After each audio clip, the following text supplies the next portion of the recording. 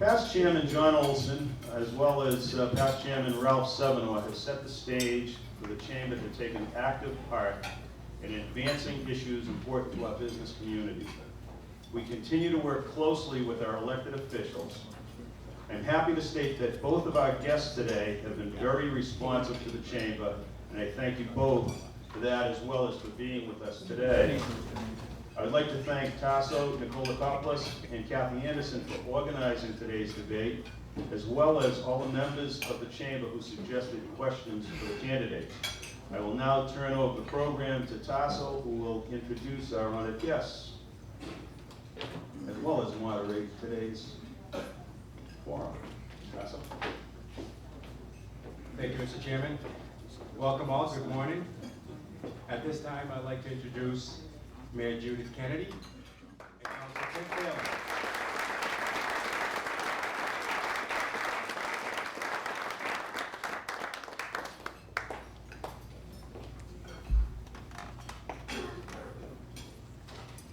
As the chairman recognized, Kathy Anderson will be our official timekeeper today for Northfield Community College. Let's give Kathy a hand.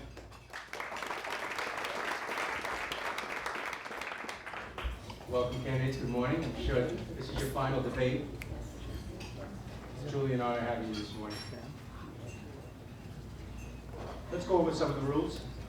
Each candidate will open with a 2-minute statement. I will then ask a question of each candidate. They will get 2 minutes each to respond to that question, with the first responder getting an additional 1-minute rebuttal opportunity. We will alternate candidates with each question. The timekeeper will cue each candidate with a 30-second time card, followed by a time over or stop card. Council Phelan won the coin toss. You will get the first question. Mayor Kennedy will open up with the opening statements. At this time, you can begin. Thank you. Thank you very much. It's good to see all of you here this morning. This is debate number 7 of 7 for Councilor Phelan and me. We were doing this exact same thing at 8 o'clock last night, so it feels like Groundhog Day in some ways. But again, thank you all for coming. My name is Judy Kennedy. I am the incumbent mayor. I took office in January of 2010. When I ran for office, and I still feel this way today, I felt that the most important thing the city of Lynn could do to bolster its business community was to keep the public safe when they were here. That would keep people living here, keep our tax base stable, allow businesses to locate here so that their customers could come in and not be fearful of Lynn. Because let's face it, we had a little bit of an image problem, and we're working really hard to eradicate that. So back in 2009, we had both police department and fire department numbers of uniformed personnel in the 160s.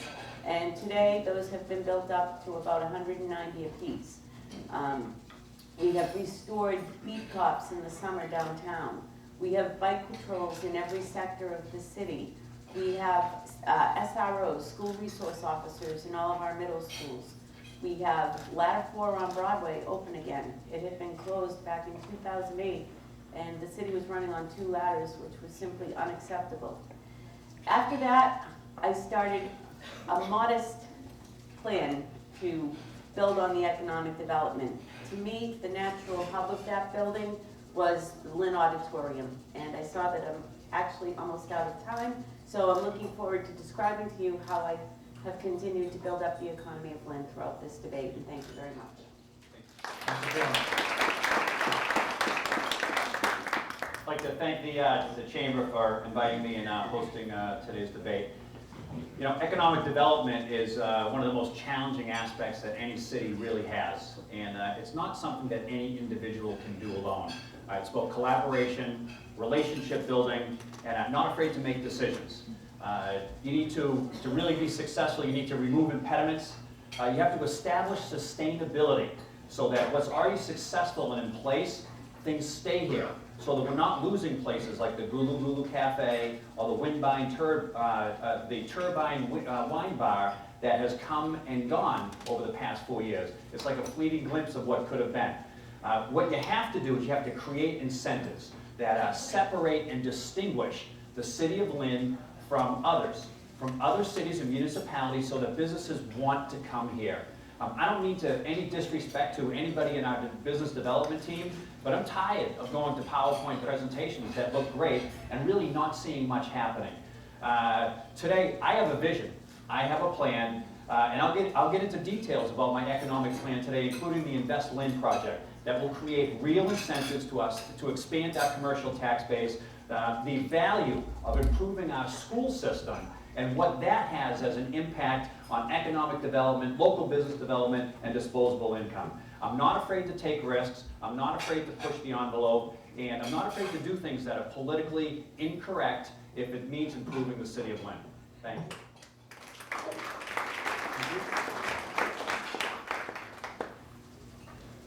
Our first three questions are on economic development and zoning.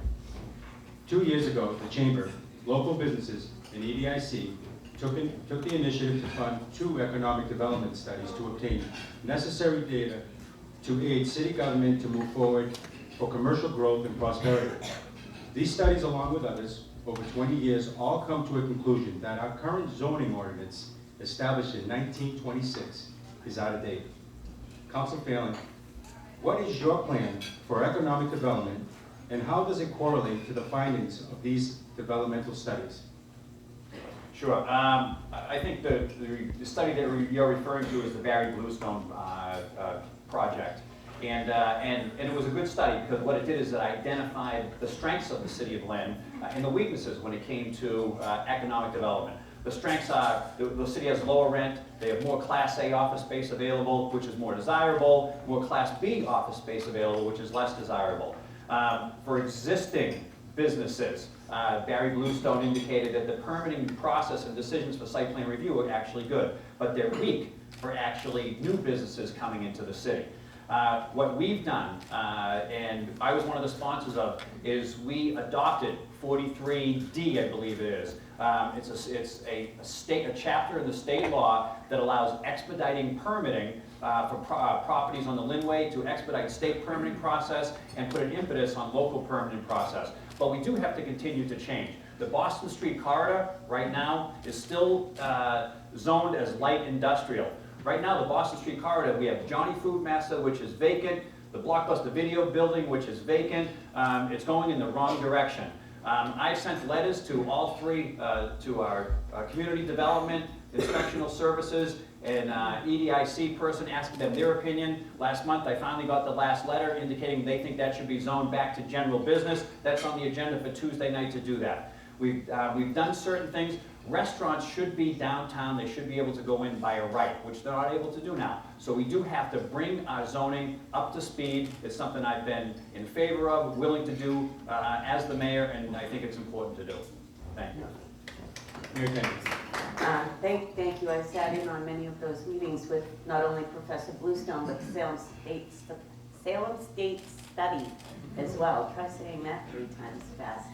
I will bring you back to January of 2012 when the new city council was inaugurated. At that time, I asked the council to think big, to take on the zoning ordinance, and to do an overhaul of our zoning ordinance. It is, as the moderator has said, antiquated. It was written in the 1920s, and it's been piecemeal, and it just looks like a patchwork of regulations. It makes it very difficult for any business to come in here. One of the problems we have is, as Councilor Phelan alluded to, in the downtown, a restaurant cannot open without getting a special permit. So Rossetti's restaurant, wait till you see it, I was in for a tour the other day, beautiful, but they couldn't just open up shop. We can't be hindering businesses like that. A few months ago, the city council tried to impose yet another layer of bureaucracy, the site plan review committee. That's the wrong way to go. We need to make it easier to do business in the city of Lynn. We've been trying to use our technology in order to make that easier. A lot of people can renew their permits online now. We recently went to green tax billing, paperless tax billing, which is not only going to save the money, but it's going to make it easier to do business in the city of Lynn. And I can see that my time is just about up, so. Councilor Phelan, you get 1 minute rebuttal. Sure. You know, a lot of people want just to arbitrarily just change everything and say that that's going to be a quick fix, and it actually isn't a quick fix for everything. The special permitting process is there for a reason. Everyone knows where the Sir Speedy building was. Anyone has an idea of what we're trying to do downtown, but a business wanted to go into the Sir Speedy, and they wanted to put a laundromat down there, and they needed a special permit to do that. So they came in front of the council, and the council met with a whole bunch of neighbors, people that are owner-occupied in the lofts downtown, and they said, we don't need it, we don't think it's consistent with what we're trying to do. We rejected that through the special permitting process. Now, Ernie's Harvest Time, that was on Boston Street, came down into downtown, an aesthetically beautiful building. They do a great service, and the people downtown is consistent with what we're going to do. They're going to be able to food shop down there, and the council approved that. There's a process for it, and there's a reason for it, and sometimes it works, and that's an example of it working. Thank you, Councilor Bailey. Mayor Kennedy, are you prepared in your first 100 days to establish a working committee to begin the process of a new comprehensive zone ordinance? Yes. Yes. Sign up, Tasso. Councilor Bailey, same question. Same answer, yes. Great. Council Phelan, we understand an expedited permitting committee had been formed but has never met. Can you explain to us why? I formed the committee. I appointed a city councilor to be on that committee. I have requested numerous times for that city councilor to hold meetings. I think he's held one. I can't speak for him, but it was formed by myself for a purpose, to move forward. So I can't speak for that individual, but that individual needs to be accountable to the voters and the people of the city. Mayor Kennedy?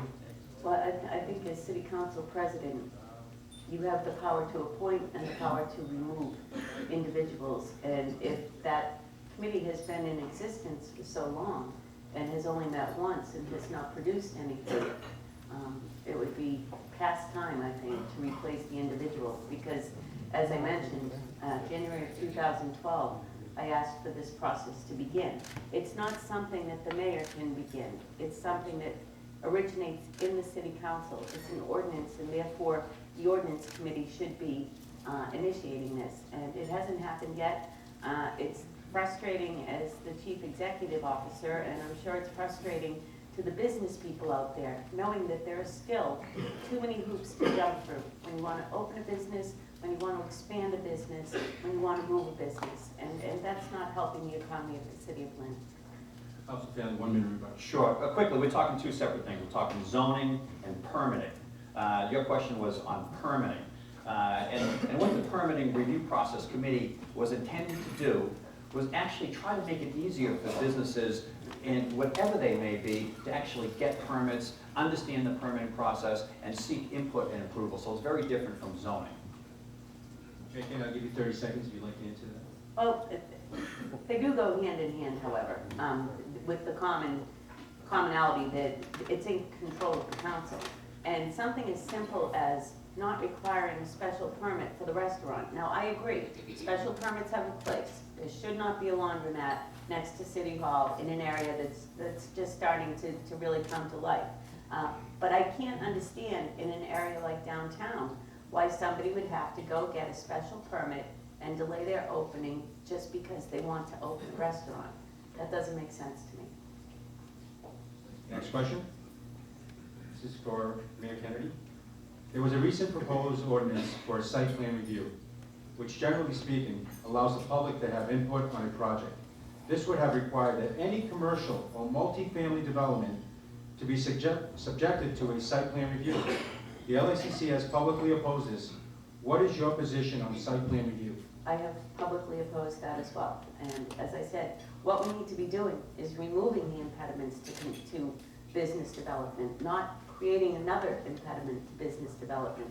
And this, once again, could be handled by an overhaul of the zoning ordinance.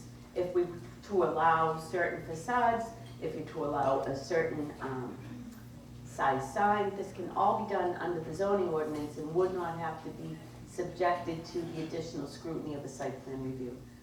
The zoning ordinances work well when they're drafted well, and I'm not saying that ours isn't drafted well, it's just tired and old. It's almost 100 years old now, and it's time to get rid of the layers, make it easy, have the door open for businesses to come into Lynn, and not put up any of these barriers that seem to be erected from time to time. They don't do the business community any good. Council Phelan. Sure. I think it's important to get a little history of that proposal. What had happened is, before Charlie Patsios bought the property for the Factory of the Future, he wanted the city council to change the zoning of that particular property so that it would be an incentive for him to actually close on that property, because he had a separate deal with Market Basket. So the city council took the initiative and changed the zoning of that large parcel of land, commonly known as the Factory of the Future. After that happened, our Chief of Inspectional Services had some concerns with some of the neighborhood meetings that we all attended. Because a lot of times when there is a mix between a commercial use and residents that live there. And residents have concerns.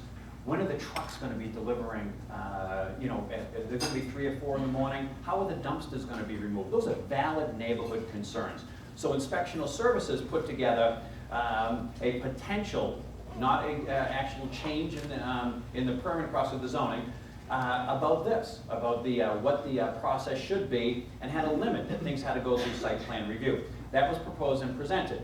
A lot of people had concerns. The Chamber of Commerce, the Lynn Business Partnership. So what the City Council did, instead of moving that forward, we took it off the table. And we sent it back from the council floor to the Ordinance Subcommittee to get input from everybody else. So this is not something that was pushed through. This was a valid, legitimate concern that was brought forward that needed to be addressed and at least discussed. Concerns came up. The City Council, in collaboration, pulled that back. It's in Ordinance Committee now, waiting for discussion and input from the greater community. Mayor Kennedy. I think there's a simpler way to do it. We can, the truck issue can go to the Traffic Commission. Anything else can be decided by the city ordinance regarding the time of dumpsters, the times of trucks on secondary roads, etc. The site plan review just becomes another hurdle, and I don't like the idea of it. Thank you. Council Phelan. The City of Lynn continues to fund a contract with Sasaki Associates for a number of studies and plans. Do you consider these studies the vision of the city? If yes, what action will you take to see the vision of these studies realized? If not, please state your vision of the city. Sure. It's tough to state a vision in 90 seconds or 2 minutes, but I think the Sasaki plans that we have, the Waterfront Master Plan, the Washington Street Gateway plan is just a guideline. It's something that we can follow or not follow. When they first presented it forward, they wanted to put by right 20-story buildings next to on Beacon Chevrolet site. We changed that to 7. But I do have one of the biggest problems, the biggest impediments for a business to come into any municipality is access to capital. They don't have the money to do it. I'm proposing what I'm calling the Invest Lynn project. Right now, the City of Lynn, we take our $266 million, we literally just put it in a bank. What I'm saying is we need that money to work for us. We need to take that money, whoever the depository is, whoever's holding our money, and put it out to bid. Let banks and depositories who make millions of dollars on our money give us something back. So we put that out to bid with conditions upon it. 1, a higher return rate, but 2, anybody that comes in that wants to locate, relocate, or start a new business in the City of Lynn, that they get a substantially lower commercial loan rate.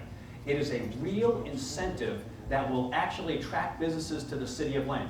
On top of that, what you do is you put a marketing component in there as well. So if it's the Bank of America, Eastern Bank, somebody will actually go in there and you'll see a commercial loan department. Hey, we got this great idea for the City of Lynn. You can start a business and you'll save so much money. It's a real incentive. It's a real way to make our money to work for us, to bring businesses into the city. It's creative, it's innovative, it's never been done before, it's legal. I've spoken at length with the state treasurer's attorney. It's something that we should do, it's something that we're not doing, and it's something that would be valuable for business development. Mayor Kennedy, your rebuttal. Well, just that went a little bit off topic, but it's not like somebody on July 1st hands us $266 million. It's a very complicated process, and involves taxes, funding coming in from the state, so the money that we'd be talking about is far less than 266 million. Anyway, hopefully that subject will come up later in the debate. With regard to the Sasaki study, it was never really a plan. It was just an overview of what we have, what road conditions, traffic patterns, and so forth that we have, and how we might best utilize that waterfront. There was, they were really designed to be a facilitator for the public input, and they held 19 public hearings in order to develop that master waterfront plan. And I like the idea that they have. It's a combination of commercial, residential. It shows links between the different parts of the city. Right now, we have the Lynn pretty much separated from the Washington Street Gateway, Sagamore Hill area, which in turn is separated from the downtown. So I think it provided a really good map for us to be able to link those, and that is starting to occur. We have the Washington Street Gateway Initiative that is currently underway, and that's calling for, I think it's a 5-story building fronting Washington Street, right where the sandbar is right now. That would have commercial on the first floor,